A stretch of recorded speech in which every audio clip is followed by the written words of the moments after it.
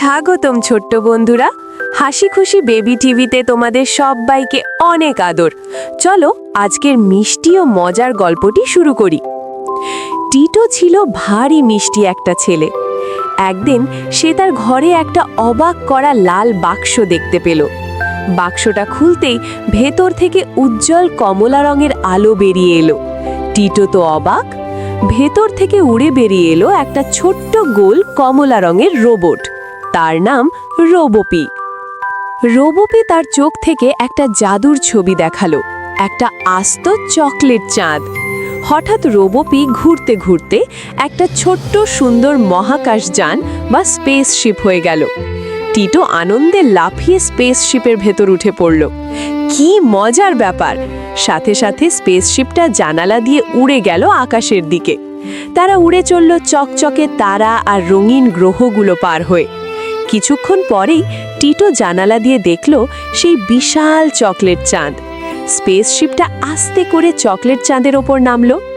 Tito নেমে দেখল এখানকার মাটি আসলেই চকলেট দিয়ে তৈরি। রোবোপি আবার রোবট হয়ে টিটোর পাশে এলো। চারিদিকে বড় বড় ললিপপের গাছ। টিটো একটা লাল ললিপপ গাছে হাত দিতেই সেটা ঝিকমিক করে উঠল। টিটো খুব হাসল, কিন্তু হঠাৎ চকলেটের মাটি গলে যেতে লাগলো। টিটোর জুতো আটকে যাচ্ছিল। রোবোপি আকাশের দিকে তাকিয়ে ভয় পেয়ে গেল। ব্যাপার কি? আকাশে ছিল একটা আইসক্রিম সূর্য, কিন্তু সেটা বেশি গরম হয়ে গলে যাচ্ছিল। সূর্যের গরমে চকলেট চাঁদের পাহাড়গুলো গলে ঝর্ণা হয়ে যাচ্ছিল। ছোট্ট মিষ্টি মার্শমেলো এলিয়েনগুলো ভয়ে এদিক ওদিক ছুটতে লাগলো। টিটো ভাবল এক্ষুনি কিছু একটা করতে হবে, চাঁদটাকে বাঁচাতে হবে। রোবোপি একটা বুদ্ধি বের করলো, সূর্যটাকে ঠান্ডা করতে হবে। টিটো আর রোবোপি ছুটে গেল বড় বড় মিন্ট ক্যান্ডির কাছে। টিটো একটা বড় সবুজ মিন্ট ক্যান্ডি জোরে তুলে নিল। রোবোপি তার জাদুর আলো দিয়ে আরও 3টে মিন্ট ক্যান্ডি তুলে নিল। তারা ক্যান্ডিগুলো দিয়ে একটা বড় পাখা বা উইন্ডমিল তৈরি করে ফেলল। টিটো উইন্ডমিলের লাল ক্যান্ডি বাটনটা জোরে চেপে ধরল। সাথে সাথে পাখাটা ঘুরতে লাগলো আর ঠান্ডা বাতাস বের হতে শুরু করলো। সেই ঠান্ডা বাতাস গিয়ে পড়ল আকাশের গলে যাওয়া আইসক্রিম সূর্যের ওপর। ম্যাজিক! সূর্যটা গলা বন্ধ হয়ে গেল আর মিষ্টি আলো দিতে লাগলো। চকলেট চাঁদের মাটিও ঠান্ডা হয়ে আবার শক্ত হয়ে গেল। মার্শমেলো এলিয়েনগুলো ভয় পেয়ে ছুটছিল। এবার তারা আনন্দে হেসে উঠল। তারা টিটোকে ঘিরে গোল হয়ে নাচতে লাগলো।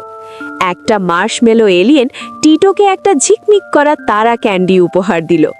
টিটো সেটা খেয়ে বলল, ওয়াও, কি মিষ্টি আর মজার!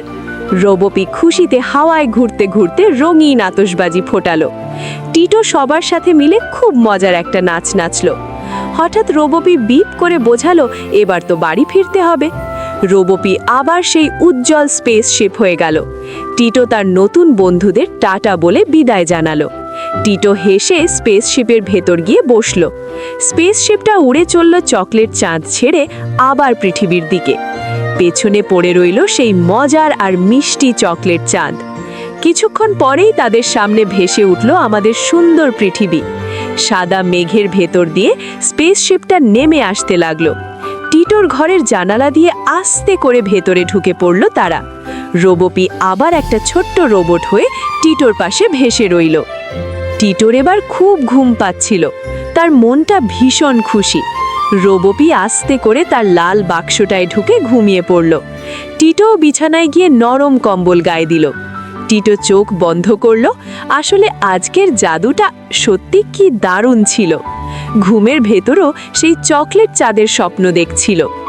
তো বন্ধুরা, আজকের গল্প থেকে আমরা কি শিখলাম? আমরা শিখলাম যে বুদ্ধি আর সাহস থাকলে যে কোনো বিপদ থেকে বাঁচা যায়। আর বন্ধুদের সাহায্য করলে মনটা কত ভালো থাকে, তাই না? কে জানে, কাল হয়তো রোবোপি আবার কোনো নতুন জাদুর দেশে নিয়ে যাবে। তোমরাও কি টিটোর মতো জাদুর দেশে যেতে চাও?